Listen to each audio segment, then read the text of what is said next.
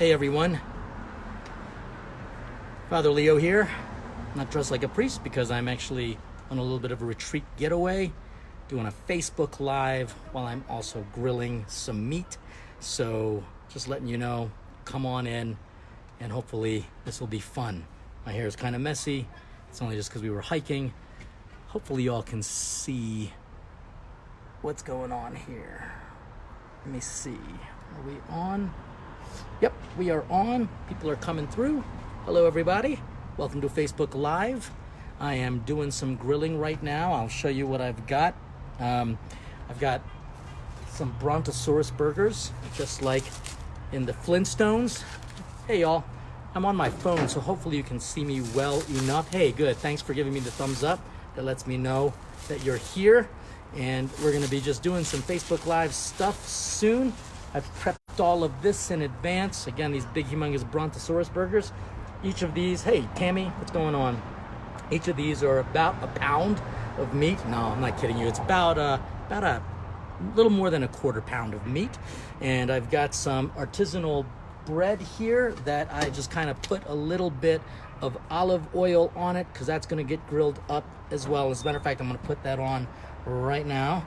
I want to get these toasted up before I put the meat down.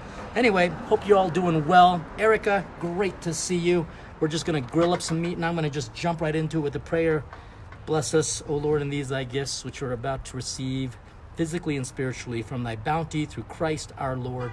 Amen. From Elkridge, great seeing you. So anyway, I've got a bunch more stuff going on in here as well. So let me just get this camera action here so you can see what's happening. I've just got my bread that's grilling, and in this I've got Brussels sprouts with a little bit of salt, pepper, some butter, and then I also have some sriracha and a little bit of honey, and that's just going to roast nicely. And then the other thing right there, I've just got some, what do I have?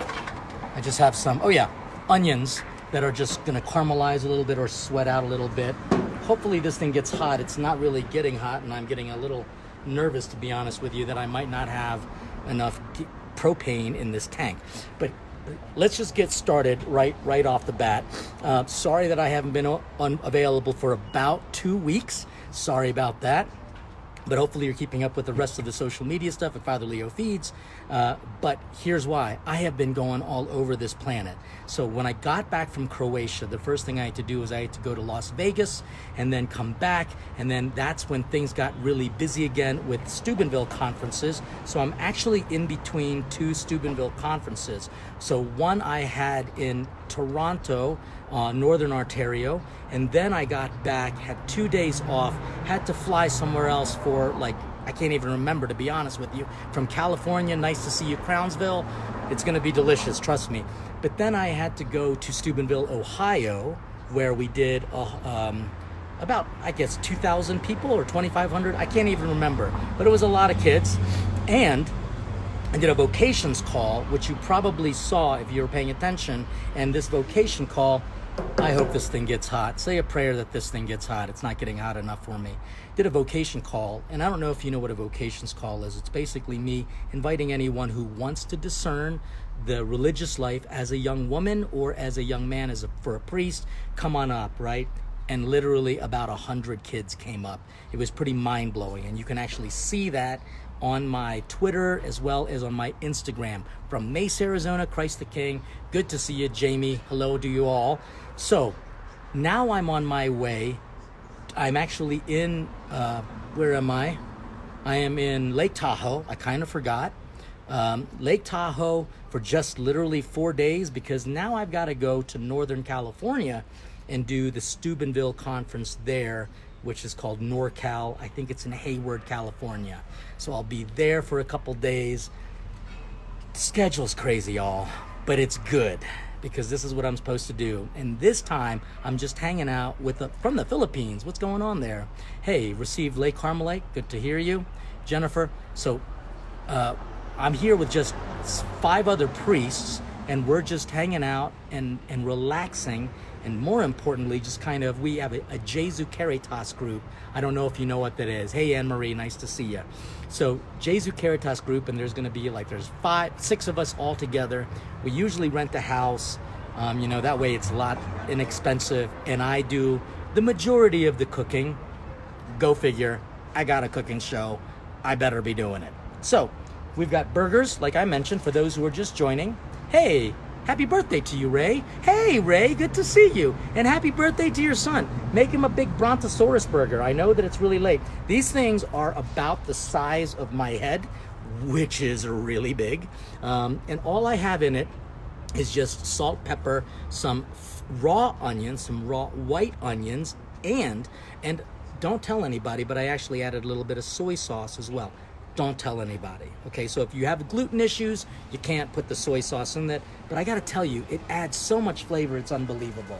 And then on top of that, I've just simply got some regular lettuce, and then I've got cut tomatoes up, and I'm gonna put like a whole bunch of cheese. So what I do is I get a big bag of little cuts of cheese that you can use for appetizers, but then they're just great to melt in omelets or even on burgers and such like that. So makes it delicious and makes it easy. Sorry if there's traffic. I've got Lake Tahoe to my left. I've got a room here, and we actually have the Blessed Sacrament here so that we can pray as a little community. So we're being fed literally body, mind, and spirit. Let's jump into some controversy because I know you're looking for it. Because if you saw on Twitter, there's like a lot going on. We got some, well-known Catholic people kind of getting at each other. One of them is James Martin, S.J., Father Jim Martin, and he has written many books, but then the one that got a lot of attention is something called Building Bridges, and it's a pastoral suggestion for outreach to the gay, lesbian, bisexual, transgender, queer, LGBTQIA community, right? And that's a big deal for me because in the work that I do, I actually have people who fall into that category. How do I reach out to them? Okay, the second group, how are you doing? Blue cheese, Amy, that's a great idea, but I'm not doing blue cheese because I'm actually going to be making a Cobb salad, so I'm going to save the blue cheese. Since us priests are getting older, we can't have that much cheese. I'm kidding with you. No, these priests, very healthy, thank God, for the most part, healthy enough. But anyway, the other person is Abby Johnson, and she is, from the movie Unplanned. By the way, if you're all freaking out that I don't have a black shirt on, it's because it's hot out here and I'm on vacation. Leave me alone, relax. Priesthood, Eric Arnold, you big goober, you're going to be eating this anyway. So as we get Abby Johnson and Jim Martin, here's what they were debating about. Jim Martin on the Feast of Mary Magdalene put out a tweet and said how he found it kind of, he was surprised in a negative way that women do not have the ability to preach, especially knowing that it was a woman, Mary, who received the word incarnate anyway, number one, and then two, the first to experience the resurrected Lord is Mary Magdalene, the woman. So we're kind of concerned, he was more concerned that women aren't given a real chance to preach, right? And so Abby Johnson retorts back and she says, I find it's astonishing that you're still a priest in good standing. Whoa. And so Father Martin comes back and he actually tweets out, Catholic Twitter, you're so mean. All I did was offer this conversation piece, and now we have a prominent Catholic person kind of going at me. Okay, there's a lot of bickering in the Catholic Church, both liberal and conservative. Here's what I want to do. Just give you a way to deal with all of the divisiveness in the church. We see it already in politics, and one of the things that I get super annoyed about is the politicization of religion. In other words, Democrats and Republicans are becoming a type of religion. Drives me a little crazy because people will certainly know that I don't like a lot of currently Democratic policies, and I also don't like some Republican policies. So people are automatically going to assume my political position. Frankly, if you really care that much, then just ask me. But a lot of people like just accusing. So the politicization of religion and the religionizing of politics. And that's what we see. what I'd like to do is maybe just talk about women and the role of women in the church, because I think Father Jim Martin, has a point. Women should have a voice to preach. But here's the problem. When we actually talking about preaching within the context of the Mass, that's one thing, and that is technically the priest's job to do. Maybe he's not that great. And you know what I need to do? Maybe help write a book on how to feed hungry souls during the homily. That's actually a title that I'm working on. Pray for me, because I got so much stuff to do. It's unbelievable. But I think what he's trying to say is that it would be great to hear women's perspective from an official capacity at the liturgy. And while I can understand what he's talking about, we have to make some distinctions, because what people want, and I know people, Ellen, we need this, Father Leo, I agree. Great. All of you people, thank you for agreeing with me, but I don't need you to agree with me. I just want you to make sure you understand my position here. Let me just check these buns, because I don't want to burn these buns. Okay, this is perfect. Here's how I like my buns, by the way. Ow, it's hot. Golden brown. I've got a little bit of the olive oil on it, so these buns are basically going to be cooked, just warmed all the way through. Now, preaching is a very unique part of our Catholic tradition. You know, St. Francis says, if necessary, use words. Here's the issue though. The word homily is not a word that means to fall asleep, just to let you know, okay? The word homily actually comes from the Greek homileon, and homileon literally means familiar conversation. Familiar conversation. And it shows up only one time in all of the New Testament. And guess where? It shows up at a food referenced issue, and that is on the road to Emmaus. It describes what the two men were doing with each other as they were talking along the way. Two men were having a homily with each other. And what does Jesus do? He enters into that conversation, and he just begins with just a question. What are you guys talking about? I think that number one, the reason why homilies don't make a lot of sense to people is because they're not really talking about God regularly. And sometimes priests may be slightly disconnected. They don't know what everyone else is talking about. So they kind of might get heady and just start talking about stuff that maybe doesn't really matter. I don't think there's enough gas in this stupid thing because it's not getting hot enough. So I'm gonna have to at least start the burgers here and finish it off in the oven. Can someone check to see, by the way, because we've got fries and I think they're done. Can you pull them out? So this is the beautiful part, having good brother priests who are foodies as well. So the word homily comes from the Greek familiar conversation. And I think one of the big struggles is that when we do some preaching, I wash my hands, so relax people. I've got some meat here. I'm just gonna put it down. This is not getting hot enough. I'm gonna have to talk to the rental agency people about getting me some more gas, because I gotta be making some other stuff. The big struggle is that when people talk about a homily, they only see it as kind of like a doctrinal reality. And that's necessary, because we need to make sure that Mass is a place where people can be educated, number one. But we also have to make sure that it's a place where people feel kind of at home, right? They need to make sure that they feel at home. And I think that's one of the issues that Jim Martin is raising. He's like, well, women don't have a place because they don't have a voice. And that's not 100% true. And why? Wow, you're watching from Hong Kong? That's pretty cool. How you doing? Hey, Charlene, good to see you again. Hands getting wiped down. This is a little wet cloth with a little bit of soap on it, so I'm sanitized. This is not getting hot, so pray that these burgers they're gonna taste good. They're just not gonna be that flame broiled thing like, Burger King, have it your way. So Jim Martin is really complaining about the fact that he thinks that women don't have a voice in the church. I can agree with him to a degree, in that during Mass, it is the job of the priest, the spiritual father, to speak on behalf of spiritual mother church, right? So mother is getting the opportunity. But if we think that preaching is only limited to Mass, then that's the problem. You see, we need to be having homilies, familiar conversations throughout the week. And I gotta be honest with you, my mom preached to me more than my dad preached to me. My dad would ask the kids on Sunday after church. My dad would say, hey, Marites, what was the first reading? Carlos, what was the second reading? Angelica, what was the gospel? And then he would say, hey, Leo, what was the homily about? There was one time I said to my dad, Dad, the only reason why you're asking me is because you have no idea what he was talking about either. Boom, smacked me from literally driving all the way to the back of the Hicks and Ronter station wagon, smacked me, right? And it's just a unique part of the Mass because it seems to go on forever because we're not familiar with the language of the church. So here's my thought. Practice the language of the church and don't just leave it up to the priest to quote unquote preach to you. Start having homilies at home. Start having homilies at home. Does that make sense? And I think what Abby did was she questioned Jim Martin's question.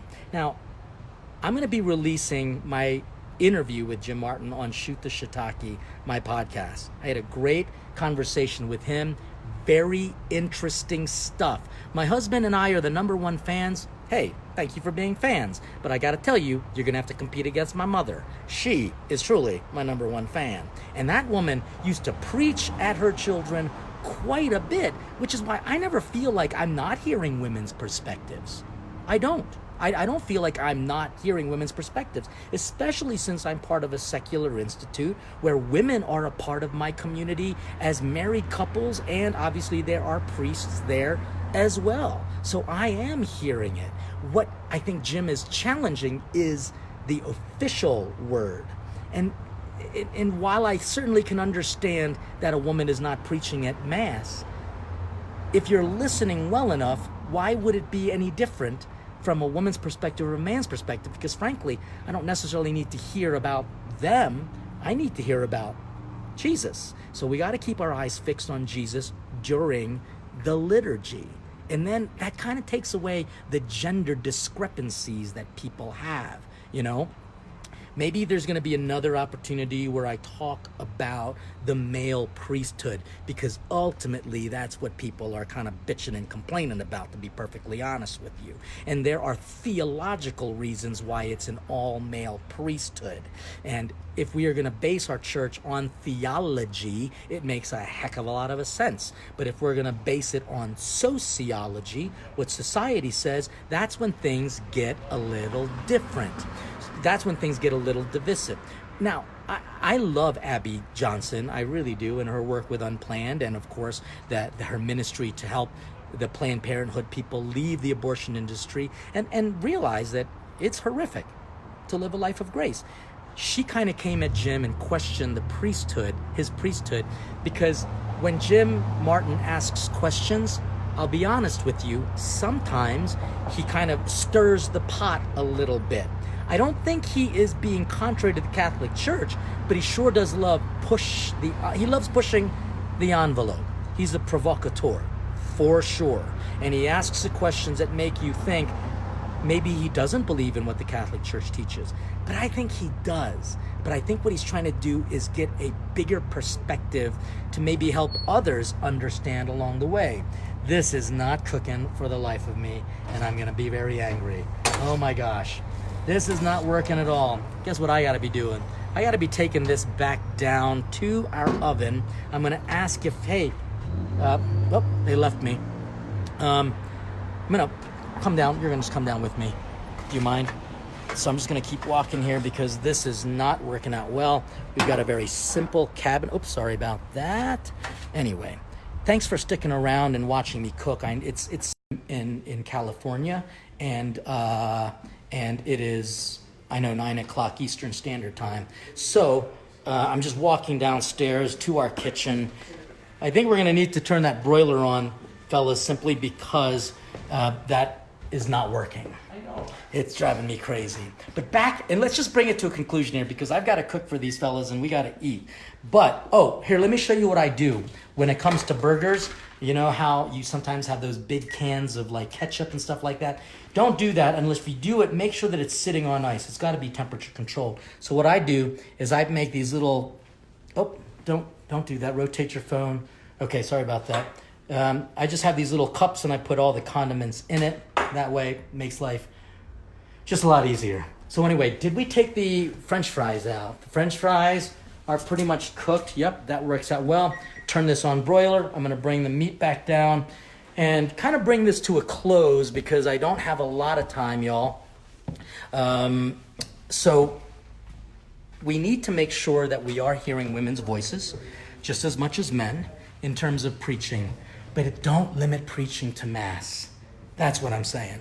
Don't limit your knowledge and the experience and the proclamation of God to just Mass. Make sure it's a part of who you are every day, and that means that women and men and children, priests and laity, we can all be preaching the good news.